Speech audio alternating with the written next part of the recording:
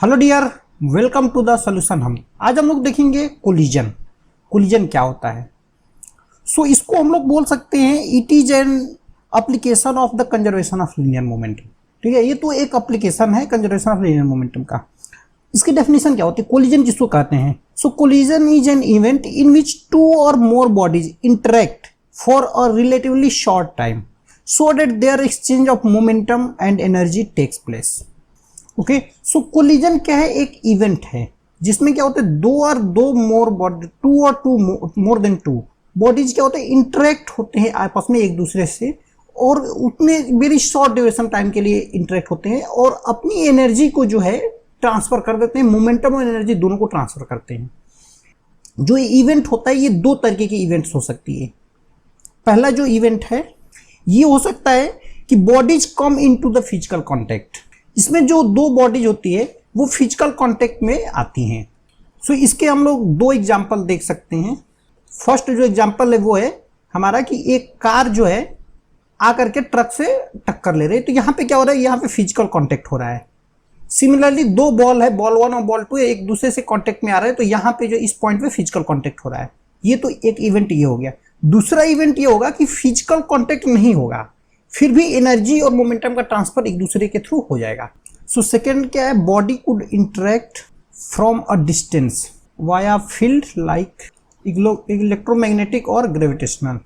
ठीक है, इसके यदि एग्जांपल्स हम लोग देखें इसका जो पहला एग्जांपल है वो है हमारा इलेक्ट्रॉन और प्रोटॉन के बीच जो है इंटरेक्शन जो होता है। इलेक्ट्रॉन और प्रोटॉन के बीच क्या होता है? ये इसके बीच जो है एक डिस्टेंस रहती है। फिजिकल कांटेक्ट जो है इन सब के बीच नहीं होता है, इसके बीच जो है फिजिकल कांटेक्ट नहीं होता है। लेकिन क्या होता है कि इसके थ्रू इसमें जो है एक electrostatic force, electromagnetic force generate होता है जिसके थ्रू इंटरेक्शन होता है और एक जो है एनर्जी इसमें से जो है प्रोड्यूस हो जाती है। सिमिलरली क्या होता है जब हम लोग अर्थ से कोई सैटेलाइट किसी अदर प्लैनेट पे हम लोग भेजते हैं, अदर प्लैनेट के लिए भेजते हैं, लेट्स से मरकरी के लिए भेजते हैं, तो हम लोग क्या करते हैं? ट्राई करते हैं कि जब ये कहीं किसी बीच में कोई प्लैनेट आ रहा है तो उससे पास से होकर के जाए, ताकि क्या हो कि जो एनर्जी ट्रांसफर होकर के थोड़ी सी एनर्जी जो भी हमारा ये सैटेलाइट है उसको जो है मिल जाए हमको, और उसके बाद जो है यहाँ पे ऑर्बिट में सेटल हो जाए। ये हमारा मरकरी है, ये हमारा जो है सैटेलाइट है, और ये वीनस है। तो वीनस से हम नज़दीक ले जाते हैं ताकि थोड़ा सा एनर्जी ट्रांसमिट हो और इस मरकरी जो हमारा सैटेलाइट है उसको थोड़ी सी एनर्जी मिल जाए। और क्या होता है इस प्लैनेट के कंपेयर में हमारी सैटेलाइट का वेट बहुत कम होता है, तो यदि लाइट वेट होता है तो एनर्जी बहुत ज़्यादा उसको मिल जाती है। ये अभी हम लोग अपकमिंग जो भी इसके बाद के जो टॉपिक्स होंगे उसमें हम लोग देखेंगे कितनी एनर्जी ट्रांसफर होती है, क्या होती है। अभी के लिए बस यही समझिए कि जब भी ये जो है प्लैनेट के नज़दीक से कोई सैटेलाइट जाती है तो एनर्जी ट्रांसमिट हो जाती है और बहुत ह्यूज अमाउंट ऑफ एनर्जी इसको मिलती है, जिससे हम लोग का सैटेलाइट जो है इजिली मूव कर जाता है और सैटेलाइट जो है अपने ऑर्बिट में शिफ्ट हो जाता है। ये हमारे जो है कोलिजन हुआ। कोलिजन के दो एग्जाम्पल्स हुए। कोलिजन ये हुआ, कोलिजन की ये डेफिनेशन हो गई। उसके बाद पहला इवेंट ये हुआ कि जिसमें जो है फिजिकल कांटेक्ट हो रहा था। दूसरा ये हुआ कि इसमें फिजिकल कांटेक्ट नहीं हो रहा था, एक फील्ड के थ्रू जो है जनरेट हो रहा था, एनर्जी ट्रांसफर हो रही थी। ये जो है दो तरीके के जो है कोलिजन हो गए। अब हम लोग नेक्स्ट देखते हैं इसमें क्या होता है कि एनर्जी और मोमेंटम दोनों कंजर्व रहता है। ये अभी उसकी डेफिनेशन में ही बोला गया है। इसके लिए दो जो फील्ड्स होती है, दो चीज़ें होती हैं। फर्स्ट जो होता है वो होता है हमारा conservation of the momentum. Conservation of momentum क्या है? लेट से हमारे पास जो है एक ये बॉल है, दूसरी ये बॉल है। ठीक है, दो बॉल है। क्या हो गया कि लेट से इसमें कुछ वेलोसिटी इसकी v1 है, इसकी वेलोसिटी जो है v2 है। लेट से v2i है, इसकी वेलोसिटी जो है v1i है, इसका मास जो है m1 है और इसका मास जो है m2 है। आफ्टर कोलिजन क्या हो रहा है कि लेट से पहले वाले जो बॉडी है और ये दूसरे वाला जो पार्टिकल है, इसकी वेलोसिटी जो हो जा रही है v1f हो जा रही है, और इसकी जो वेलोसिटी हो जा रही है वो हो जा रही है v2f। इसका मास जो है वो तो सेम ही रहेगा, मास तो चेंज होगा नहीं, तो m1 m2 है। ये एक सिस्टम है। ये है हमारा बिफोर कोलिजन और ये है हमारा आफ्टर कोलिजन। ये हमारा सिस्टम होगा। मोमेंटम क्या होगा? मोमेंटम बिफोर सिस्टम क्या होगा? m1 v1i plus m2 v2i। ये जो है मोमेंटम बिफोर कोलिजन है। मोमेंटम आफ्टर कोलिजन क्या होगा? ये होगा m1 v1f plus m2 v2f। ये हमारा हो गया कंजर्वेशन ऑफ मोमेंटम। ठीक है, दूसरा जो पॉइंट होता है वो हमारा होता है कंजर्वेशन ऑफ एनर्जी। ठीक है, इसमें कंजर्वेशन ऑफ एनर्जी में क्या होता है, इफ परफेक्टली इलास्टिक कोलिजन हो रहा है तब क्या होता है कि जो एनर्जी होती है वो केवल काइनेटिक एनर्जी ही होती है, दूसरी कोई एनर्जी नहीं होती है। तब क्या होता है, जो एनर्जी होती है वो होती है काइनेटिक एनर्जी कंजर्व हो जाती है। ओके, एनर्जी जो होती है काइनेटिक एनर्जी में कन्वर्ट हो जाती है। इट मीन्स काइनेटिक एनर्जी ही रहती है, इसके अलावा जो है और कोई एनर्जी नहीं रहती है। सो इसके लिए भी हम लोग लिख देते हैं formula, half m1 v1i² plus half m2 v2i²। ये काइनेटिक एनर्जी बिफोर कोलिजन है। And half m1 v1f² plus half m2 v2f whole square, ये जो है collision kinetic energy after collision है। ठीक है, तो इसमें जो दो फार्मूले हैं, एक तो ये फार्मूला है मोमेंटम कंजर्वेशन और दूसरा जो है kinetic energy conversion. Kinetic energy तभी होती है जब जो है परफेक्टली इलास्टिक कोलिजन होता है। परफेक्टली इलास्टिक और परफेक्टली इनइलास्टिक कोलिजन क्या होता है ये अभी हम लोग देख लेते हैं। टाइप्स ऑफ कोलिजन है, इसमें दो होता है, एक होता है इलास्टिक और दूसरा होता है इनइलास्टिक। ये जो दो टाइप का कोलिजन होता है। सो सबसे पहले देख लेते हैं हम लोग इलास्टिक कोलिजन। इलास्टिक कोलिजन में क्या होता है, momentum and kinetic energy of particle is conserved. Okay, इसका यदि एग्जांपल्स देखते हैं तो फर्स्ट जो हमारा एग्जांपल हो जाएगा वो हो जाएगा collision between hard steel balls, और जो सेकेंड इसका एग्जांपल देख देते हैं collision between the gases particles, particle और मॉलिक्यूल्स। ठीक है, तो ये हमारे जो है दो एग्जांपल हैं इलास्टिक कोलिजन के। नेक्स्ट हमारा टॉपिक है in elastic collision. In elastic collision में क्या होता है, मोमेंटम तो कंजर्व रहता ही है, लेकिन एनर्जी की जगह क्या होता है, काइनेटिक एनर्जी की जगह एनर्जी कंजर्व रहती है। तो इस केस में क्या होगा, मोमेंटम एंड एनर्जी, ये क्या है, total energy of the particle. ठीक है, टोटल एनर्जी और मोमेंटम कंजर्व रहता है। यदि इसका एग्जाम्पल्स हम लोग देखें तो एवरी रियल टाइम में पहला जो एग्जाम्पल है, जैसे बॉल हम लोग जैसे ही ऊपर से ड्रॉप करते हैं देन क्या होता है, स्पीड रिड्यूस हो जाती है आफ्टर एवरी कोलिजन। ये हम लोग रियल टाइम एग्जांपल देखते हैं। ठीक है, ठीक है, तो इसको यदि हम लोग ग्राफ के थ्रू थोड़ा सा समझें कैसे होता है। सो ये हमारा जो है इलास्टिक कोलिजन है और ये इन इलास्टिक कोलिजन है। इट मीन्स जो इसकी एनर्जी है ये एनर्जी है, और ये जो है कोलिजन के बाद जो है क्या हो रहा है वो है एनर्जी जो हो रही है वो आफ्टर कोलिजन जो है कंजर्व रह रही है। इट मीन जितना एनर्जी यहाँ से यहाँ तक बॉल कोलाइड हुई है उतनी एनर्जी से फिर दोबारा से वापस आती है, फिर आती है, फिर आती है, फिर जाती है। लेकिन यहाँ पे क्या हो रहा है, एनर्जी धीरे धीरे धीरे धीरे इसकी जो है काइनेटिक एनर्जी जो है घट जा रही है। ये काइनेटिक एनर्जी है। सो काइनेटिक एनर्जी क्या हो रहा है, धीरे धीरे इसकी काइनेटिक एनर्जी रिड्यूस हो रही है। मतलब यहाँ से क्या होगा, नेक्स्ट जो कोलिजन होगा उसमें इतनी काइनेटिक एनर्जी, थर्ड में इतनी, फोर्थ में इतनी, ऐसे करके ये जो है काइनेटिक एनर्जी रिड्यूस होगी। लेकिन टोटल एनर्जी का ग्राफ बनाएंगे तो वो क्या होगा, वो यहीं तक आएगी, टोटल एनर्जी यहीं तक रहेगी। एनर्जी चली कहाँ गई, वो मे बी हीट के वजह से या कोई फ्रिक्शन की वजह से वो जो लॉस हो गई होगी।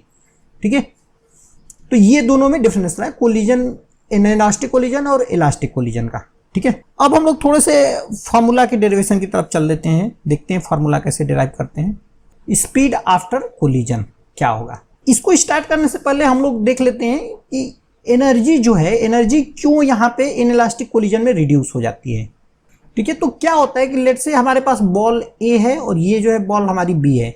जब ये कोलाइड होता है तो यदि बहुत हार्ड बॉल है, स्टील बॉल है, हार्ड बॉल है, इसमें क्या होता है कोई सा भी डिफॉर्मेशन नहीं होगा। बॉल जब कोलाइड होगी तो क्या होगा कि इसमें जो है परफेक्टली कोलिजन होगा, जितनी वेलोसिटी और जितने स्पीड से आई है मोमेंटम कंजर्व होगा वैसे ही जो है रिटर्न हो जाएगी। लेकिन जब क्या होता है इस सिचुएशन में, इनइलास्टिक कोलिजन में क्या होता है, जैसे ही कोलिजन होता है तो क्या होता है इसका शेप चेंज होता है। शेप चेंज होने के बाद फिर पूरा अगेन जो है अपना ओरिजिनल शेप ऑब्टेन करता है। तो इसमें शेप डिफॉर्मेशन की वजह से एनर्जी लॉस हो जाती है। उसके बाद क्या होगा कि जितनी वेलोसिटी से आई थी v1 और v2 से ये आए थे, तो v1 और v2 is equal to v1 v2 नहीं हो रह पाते हैं, क्योंकि क्या होता है डिफॉर्मेशन में कुछ एनर्जी लॉस होती है फिर ऑब्टेन करता है। तो इस वजह से क्या होता है कि इनइलास्टिक कोलिजन में उसकी एनर्जी जो है काइनेटिक एनर्जी कंजर्व नहीं हो पाती है। ठीक है, अब हम लोग देखेंगे derivation of the final velocity after collision. So क्या हो रहा है, लेट से हमारे पास जो है एक बॉल ये है, ये यहाँ पे एक कंडीशन ले लेते हैं बिफोर कोलिजन और एक कंडीशन ले लेते हैं आफ्टर कोलिजन, और ये बॉल जो है दूसरी यहाँ पे है। ये है हमारा आफ्टर कोलिजन और ये है बिफोर कोलिजन। इसका लेट से वेलोसिटी हमारी जो है v1i और इसकी वेलोसिटी जो है v2i। इसकी वेलोसिटी है v1f और इसके वेलोसिटी है v2f। इसका जो मास है वो है हमारा m1, इसका मास m2, इसका मास m1, इसका मास m2। ये हमारी कंडीशन है। सो बिफोर कोलिजन क्या है, वेलोसिटी इसकी v1i रह रही है, आफ्टर कोलिजन इसकी v1f हो जा रही है।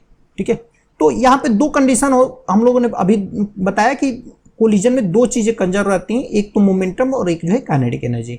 यदि परफेक्टली इलास्टिक कोलिजन हो रहा है तो हम लोग ये सिचुएशन परफेक्टली इलास्टिक के लिए हमेशा देखते हैं, क्योंकि डेरिवेशन और कैलकुलेशन बहुत इजी होता है। सो मोमेंटम कंजर्वेशन यदि हम लोग अप्लाई करते हैं तो ये क्या होगा, m1 v1i plus m2 v2i, momentum before the collision. ये इक्वल किसके बराबर होगा, मोमेंटम आफ्टर कोलिजन। ये हो गया हमारा इक्वेशन 1। ऐसे ही यदि हम लोग एनर्जी कंजर्वेशन लगाते हैं तो एनर्जी कितने हो जाएगी, half m1 v1i square plus half m2 v2i square. ये किसके बराबर हो जाएगी, एनर्जी आफ्टर कोलिजन। तो ये हो जाएगा m1 v1f square plus half m2 v2f square. ये हो जाएगा हमारा इक्वेशन 2। अब क्या है, फ्रॉम इक्वेशन 1 एंड 2 यदि हम लोग सॉल्व करते हैं तो जो हमारा आता है v1f वो आता है m1 minus m2 divided by m1 plus m2 into v1i plus 2m2 divided by m1 plus m2 into v2i। ये हो गया हमारा पहला डेरिवेशन। और जो v2f हो जाएगा वो हो जाएगा 2m1 divided by m1 plus m2 v1i plus m1 minus m2 divided by m1 plus m2 into v2i। ये हमारा हो गया final velocity of the particle 2 और ये final velocity of the particle 1। ये कैसे डिराइव हुआ है इसके लिए भी यदि आप लोग चाहेंगे कमेंट करेंगे तो हम एक जो है वीडियो बना देंगे। ठीक है, तो ये जो है बहुत ही फार्मूला इंपॉर्टेंट है, ये दोनों फार्मूले इंपॉर्टेंट हैं। अब इन फार्मूला से हम लोग थोड़ी सी एनालिसिस करते हैं। सो क्या करते हैं कि जो पार्टिकल है, लेट से हमारे पास जो है एक पार्टिकल है ये, और दूसरा पार्टिकल यहाँ से जो है आ रहा है, यहाँ से v1i से आ रहा है, और जो v2i है वो है 0। इट मीन्स जो है टारगेट पार्टिकल जो है, टारगेट वो क्या है, रेस्ट पे है, और ये क्या है, इंसिडेंट पार्टिकल है, वो कुछ वेलोसिटी से आ रहा है। यदि इस टाइप का कोलिजन होगा तो क्या हो जाएगा हमारा v1f और v2f क्या हो जाएगा, ये हमको जो देखना है। तो सिंपल फार्मूले में ऊपर जो अभी फार्मूला हमने ये जो है डिराइव किया, ये वाला जो फार्मूला अभी डिराइव किया, इसमें क्या करेंगे, v2i की वैल्यू जो हम लोग रख देंगे 0 रख देंगे, मतलब ये वाला पोर्शन 0 हो जाएगा, ये वाला पोर्शन 0 हो जाएगा। इट मीन्स v1f जो होगा वो बस इतना हो जाएगा। इट मीन्स यहाँ से v1f जो आ रहा है वो हो जा रहा है m1 minus m2 divided by m1 plus m2 into v1i। और सिमिलरली v2f क्या हो जाएगा, वो हो जाएगा 2m1 divided by m1 plus m2 into v1i। ठीक है, ये हमारे जो है दो फार्मूले v1f और v2f के आ गए। कब आ गए, जब हमारा जो है टारगेट पार्टिकल जो है रेस्ट पे है। अब देखते हैं केस 2। केस 2 में क्या है, टारगेट पार्टिकल तो रेस्ट पे है and m1 is equal to m2 है। इट मीन्स जो दोनों बॉल है, दोनों पार्टिकल हैं, वो सेम मास के हैं। उस सिचुएशन में क्या होगा, तो v1f जो होगा m1 is equal to m2 यहाँ पे रख देंगे तो ये हो जाएगा 0, और v2f क्या हो जाएगा, v2f हो जाएगा m1 और m2 0 है तो 2m1 इट मीन्स जो है हो जाएगा, ये हो जाएगा v1i।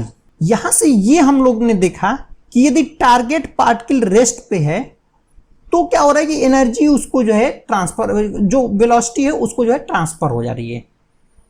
इट मीन्स जो v1i था इस वाले पार्टिकल से, जो मोशन वाले पार्टिकल का था, वो ट्रांसफर हो गया रेस्ट पार्टिकल को, और ये खुद जो है रेस्ट पे पहुंच गया। इट मीन्स वेलोसिटी जो है इंटरचेंज हो जाती है। इसका सबसे अच्छा एग्जांपल हम लोग देखते हैं न्यूक्लियर रिएक्टर में मॉडरेटर यूज करने वाला।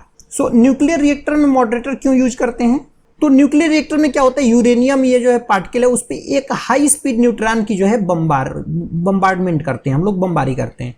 तो क्या होता है कि ये दो मॉलिक्यूल्स में टूट जाता है, बेरियम और क्रिप्टॉन में। ठीक है, और इससे जो है 3 न्यूट्रॉन जो है बाहर निकलते हैं, 3 न्यूट्रॉन्स बाहर करते हैं, और इनकी स्पीड जो है बहुत ज़्यादा होती है। तो क्या होता है कि जैसे ये निकलते हैं अगेन यूरेनियम के अनादर पार्टिकल के साथ जो है तीनों आकर के कोलाइड करते हैं, फिर जो है बम्बार्डमेंट हो जाता है और फिर ये रिएक्शन स्टार्ट हो जाती है। तो इसमें बहुत ज्यादा अमाउंट में एनर्जी प्रोड्यूस होती है। सो क्या करते हैं कि हम लोग कंट्रोल करने के लिए, इस एनर्जी को कंट्रोल करने के लिए हम लोग एक जो है यहाँ पे मॉडरेटर लगा देते हैं। मॉडरेटर क्या होता है, ये कुछ नहीं होता है, एक रॉड होती है जिसमें क्या करते हैं हम लोग हैवी वाटर या फिर ग्रेफाइट यहाँ पे रख देते हैं न्यूट्रॉन के जस्ट सामने। तो क्या होगा, जैसे ही न्यूट्रॉन आता है तो यहां से टकराता है, और हम लोगों ने अभी देखा कि ये जो हैवी पार्टिकल है यदि रेस्ट में है, जो टारगेट पार्टिकल है वो रेस्ट में है, तो जैसे ही ये टकराता है अपनी सारी एनर्जी जो है इसको ट्रांसफर कर देता है। तो क्या होता है, इसके पास कुछ एनर्जी नहीं होती, ये खुद रेस्ट में आ जाता है और सारी एनर्जी इसके पास ट्रांसफर हो जाती है। और जैसे ही ये ग्रेफाइट या हैवी वाटर के पास ट्रांसफर होती है तो ये उतना यूरेनियम से रिएक्शन कर नहीं पाता है, यूरेनियम का रिएक्शन, केमिकल रिएक्शन एक्टिवेट कर नहीं पाता है। तो क्या होता है, हमारी जो केमिकल रिएक्शन है वो स्टॉप हो जाती है। सो यूरेनियम की जो चेन रिएक्शन है, फ्यूजन रिएक्शन है, उसको रोकने के लिए हम लोगों ने जो है ये हैवी वाटर या ग्रेफाइट यूज करते हैं। ग्रेफाइट और हैवी वाटर के मॉलिक्यूल्स का लगभग जो वेट होता है वो न्यूट्रॉन के वेट के बराबर होता है, लगभग होता है, नॉट एग्जैक्टली। तो इसलिए जो है ये जो दोनों लाइट पार्टिकल मॉलिक्यूल्स हैं इसको हम लोग यूज करते हैं। सो ये सबसे बेस्ट एग्जाम्पल है इस जो है कोलिजन को, जो है कोलिजन के एप्लीकेशन का, जो हम लोग रियल टाइम में देखते हैं। अब हम लोग थर्ड सिचुएशन देखते हैं।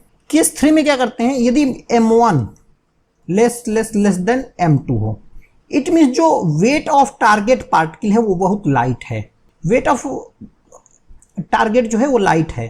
तो V1F क्या हो जाएगा, वो हो जाएगा M1 minus M2 divided by M1 plus M2 और इंटू V1I, और V2F क्या हो जाएगा 2M1 divided by M1 plus M2 into V2I। Simple. तो क्या है, M1 बहुत छोटा है, सॉरी M1 बहुत बड़ा है, M2 बहुत छोटा है। तो बहुत छोटा है M2, इसमें भी बहुत छोटा है, तो इसको जो है क्या लिख सकते हैं हम लोग, अप्रोक्सीमेटली M1 माइनस M2 को अप्रोक्सीमेटली इक्वल टू लिख सकते हैं हम लोग M1, क्योंकि M2 बहुत छोटा है। सिमिलरली M1 प्लस M2 को भी सिमिलरली हम लोग लिख सकते हैं M1।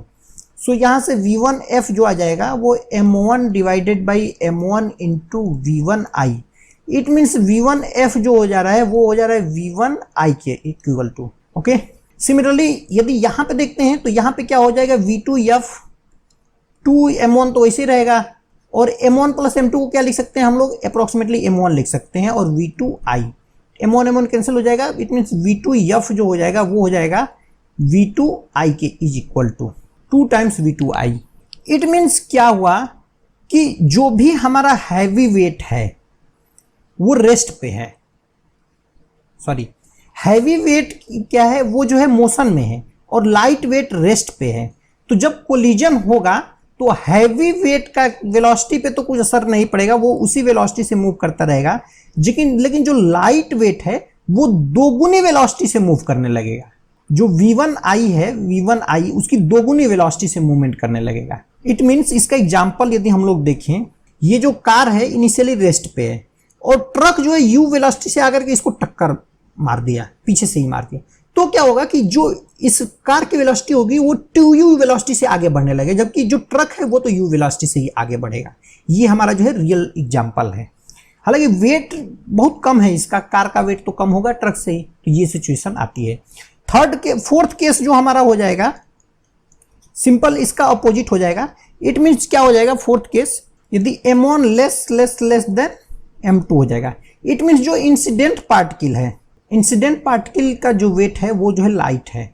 इस केस में क्या होगा, M1 प्लस M2 जो हो जाएगा वो हो जाएगा क्या, अप्रोक्सीमेटली इज इक्वल टू हो जाएगा हमारा M1 के बराबर। M1 plus M2 approximately equal to हो जाएगा M2 के बराबर, और M1 माइनस M2 किसके बराबर हो जाएगा, अप्रोक्सीमेटली इक्वल टू हो जाएगा माइनस M2 के बराबर।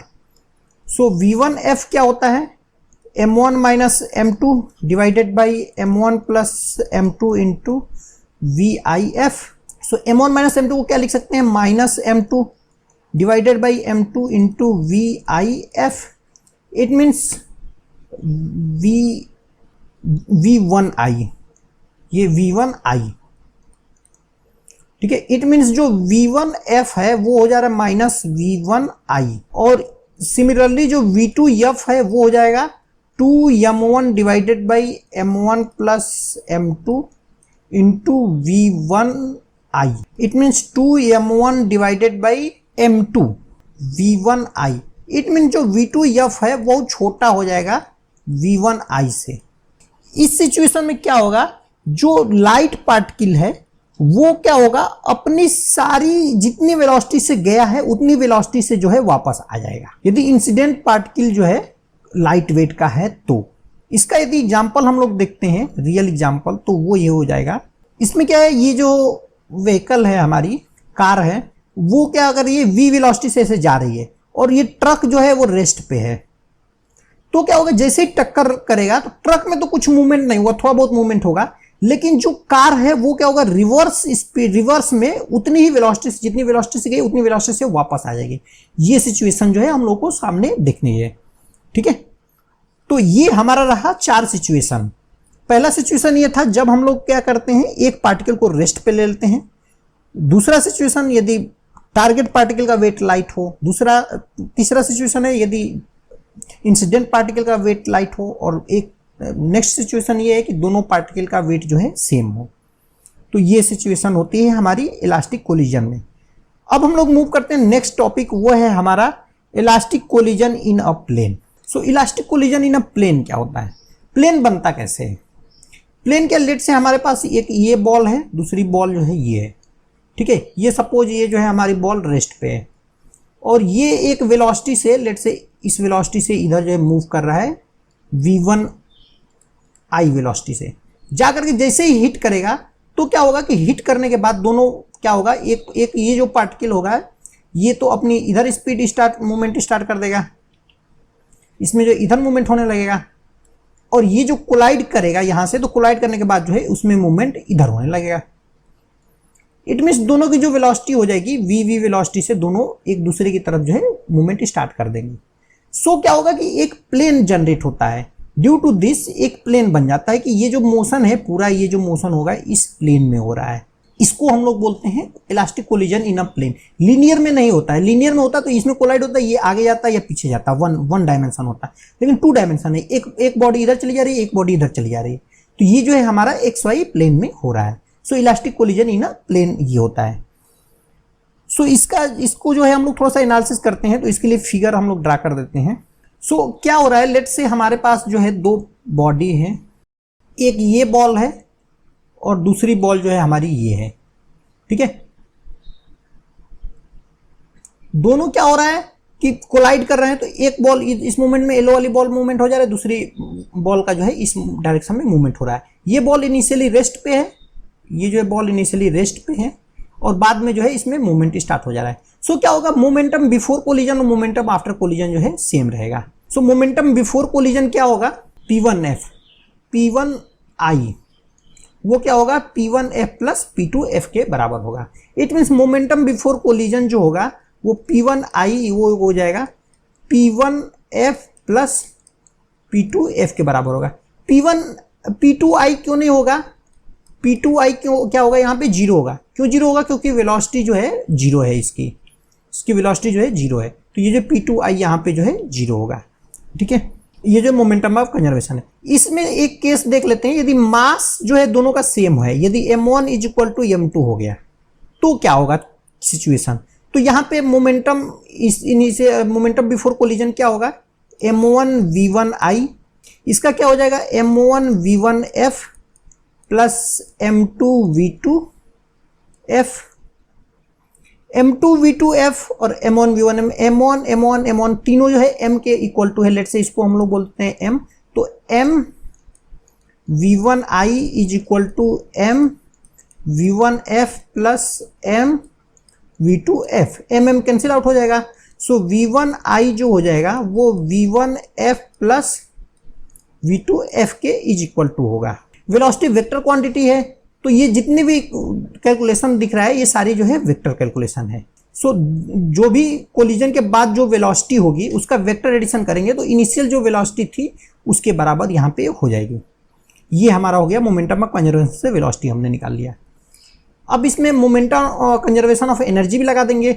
सो दूसरा कंजर्वेशन ऑफ एनर्जी लगाने पे क्या होगा, कंजर्वेशन ऑफ एनर्जी से क्या होगा, हाफ m1v1i² प्लस ये जो जीरो है, वेलोसिटी जीरो है इसका, is equal to half m1v1f² plus half m2v2f²।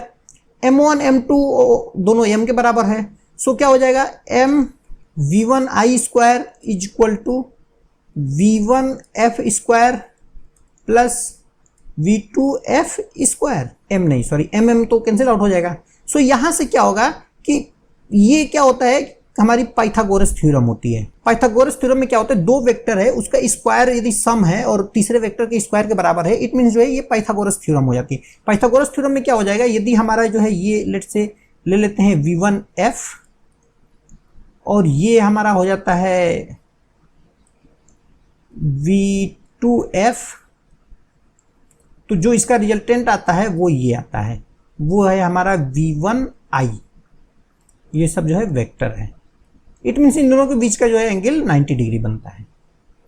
ये जो है कंजर्वेशन ऑफ एनर्जी है। ये कब बनेगा 90 डिग्री, जब मास दोनों के बराबर है, m1 equal to m2 equal to m है तब। और जो इंसिडेंट पार्टिकल सॉरी जो टारगेट पार्टिकल है वो रेस्ट पे है, इट मीन्स टारगेट जो है एट रेस्ट है। तो इसको यदि हम लोग फिगर से दिखा दें तो ये हमारा हो जाएगा वेलोसिटी v1 वेलोसिटी से ये पार्टिकल आ रहा है और इंसिडेंट पार्टिकल टारगेट पार्टिकल से जो है कोलाइड करेगा और ये रेस्ट पे है, मास दोनों का सेम है। तो क्या होगा कि दोनों एक इस वेलोसिटी में चला जाएगा, दूसरा इधर वेलोसिटी में चला जाएगा, लेकिन क्या होगा कि इसके बीच का जो एंगल है वो 90 डिग्री बनेगा। यही हमने जो है अभी यहाँ पे डिराइव किया। सो आई होप गाइस ये कोलिजन क्लियर हो गया होगा, इसमें कुछ खास नहीं है। इसके बाद हम लोग जो है सेंटर ऑफ मास देखेंगे अगले चैप्टर्स में। So thanks dear, thanks for watching videos, please like, subscribe and comment.